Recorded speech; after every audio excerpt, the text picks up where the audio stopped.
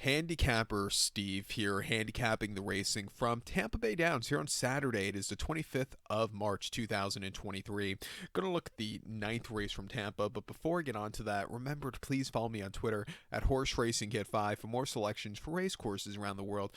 Let's look at the ninth race from Tampa, which is a starter handicap. Excuse me. It's going for a purse of $25,000. Race for 4-year-olds and upwards, which never started for a claim price $16,000 or less in 2022 or 2023 here.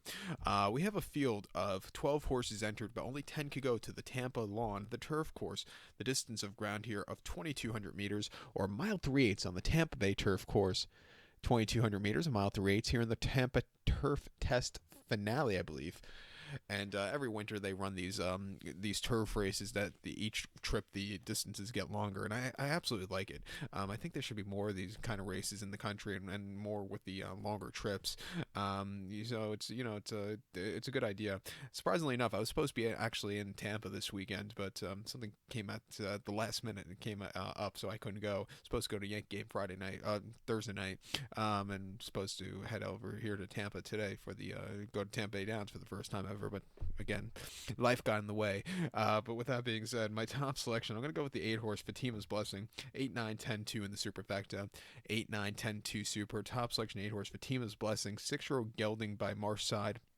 Mark Denny trains one. Antonio Gallardo gets the mount.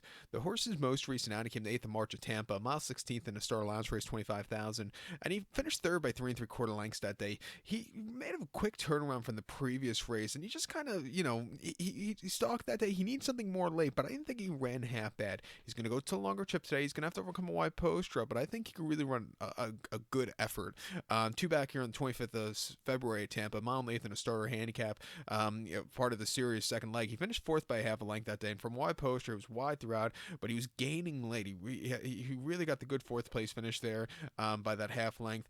And then prior to that, at the end of January, started handicap here over the mile 16th. He finished second by 2.5 lengths. Again, stupidly wide, but he was gaining. He hasn't won since the 25th of November, my birthday, actually, here at Tampa. Mile 16th in a lounge race, 25,000, win by 2 lengths, closing up from nowhere. A very good run, coming home with an 84 buyer there. The previous race at Aqueduct, he has one running style. It's coming from the back. He has to have find clear running room, but which he doesn't always find. But he had a decent 6 before that Aqueduct in a Star Lounge race. Looking over the races at Monmouth over the summer, they weren't bad at all. He's training well. I'm going to give him a shot here with a quick turnaround from the last race.